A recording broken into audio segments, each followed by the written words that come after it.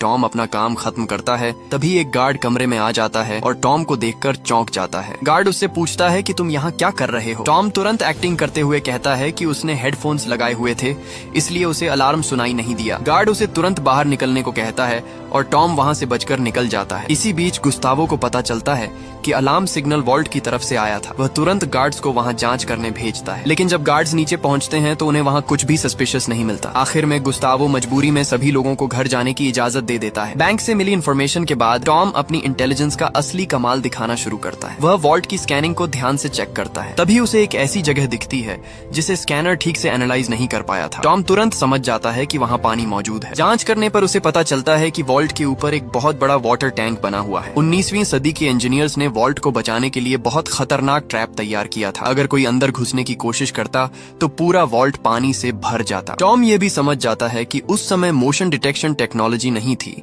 इसलिए इंजीनियर्स ने एक जायंट बैलेंस स्केल का इस्तेमाल किया था। जैसे ही कोई इंसान उस स्केल पर कदम रखता, सिस्टम एक्टिवेट हो जाता और पानी तेजी से वॉल्ट के अंदर भरने लगता। अब सबसे बड़ी मुश्किल ये थी कि आखिर उस जायंट स्केल को रोका कैसे जाए, क्योंकि अगर वह एक्टिवेट हो गया तो अंदर जाने वाला इंसान जिंदा बाहर नहीं आ सकता था। उधर बैंक में हुए अलार्म इंसिडेंट की वजह से गुस्तावो को प्रेसिडेंट की डांट सुननी पड़ती है, क्योंकि टूरिस्ट्स डर गए थे। असल में उस समय वर्ल्ड कप चल रहा था और बैंक के बाहर वाले स्क्वायर में हजारों लोग स्पेन टीम को सपोर्ट करने के लिए जमा होते थे। प्रेसिडेंट का एडवाइजर कहता है कि शायद जायंट स्क्रीन्स और जनरेटर्स की मैग्नेटिक फील्ड्स की वजह से अलार्म बज गया होगा। दूसरी तरफ जेम्स और साइमन सीवर के रास्ते जायंट स्केल के नीचे तक पहुंच जाते हैं ताकि उसके स्ट्रक्चर को समझा जा सके। वहां पहुंचकर उन्हें पता चलता है कि टॉम सही था। वह स्केल पुराने समय की इंजीनियरिंग का एक जबरदस्त नमूना था, लेकिन सबसे बड़ी परेशानी अभी भी बाकी थी। वॉल्ट तक रास्ता बनाने के लिए ड्रिलिंग करनी पड़ती और उसमें कम से कम 15 दिन लगते। अगर वे जल्दी करने के लिए तेज ड्रिलिंग करते तो बहुत आवाज होती और गार्ड्स उन्हें पकड़ लेते। उनकी पूरी उम्मीद वर्ल्ड कप पर टिकी हुई थी,